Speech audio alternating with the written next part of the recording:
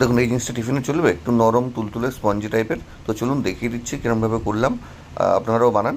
দেখুন প্রথমে একটা কাপের মধ্যে 1 কাপ সুজি নিয়ে নিন, আর সেই সেম কাপে হাফ কাপ দই। ঠিক আছে, এবার এটাকে ভালো করে ফাটিয়ে নেবেন। ভালো করে ফাটানোর পরে আপনার যদি মনে হয় একটু ব্যালেন্সের জন্য চিনি আর একটু নুন দিয়ে দেবেন। তারপরেই আপনি কালো জিরে সর্ষে দিয়ে ভালো করে এটাকে নাড়িয়ে নিন। আর নাড়ানো হয়ে গেলেই ব্যাস, তারপর ওর মধ্যে একটা ইনো দিয়ে দিন। এই ইনোটাই দিয়ে দেবেন। ইনোটা দিয়ে ভালো করে ফাটানোর পর দেখবেন ওটা ফুলে গেছে। ব্যাস এরকম ছোটো ছোটো বাটি নিন, জাটের মধ্যে তেল লাগান।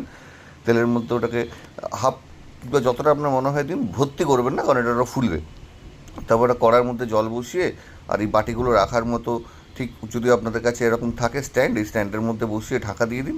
ঢাকা দেওয়ার পর মোটামুটি 5 মিনিট পর ঢাকনা খুলে দেখবেন একটা কাঠি গুঁজে যে ওটার মধ্যে কাঠির গায়ে লেগে যাচ্ছে নাকি। যদি লেগে যায় তাহলে আরেকটু হবে, আর যদি না লাগে তাহলে বার করে ভালো করে বাটির সাইড থেকে আপনি চাকু দিয়ে ঘুরিয়ে প্লেটে সার্ভ করে দিন। সঙ্গে কোনো চাটনি দিন, কিংবা যদি আপনাদের ঘরে কোনো সস থাকে দিন। খুব সুন্দর খেতে লাগবে, করে দেখুন, তারপর বলুন।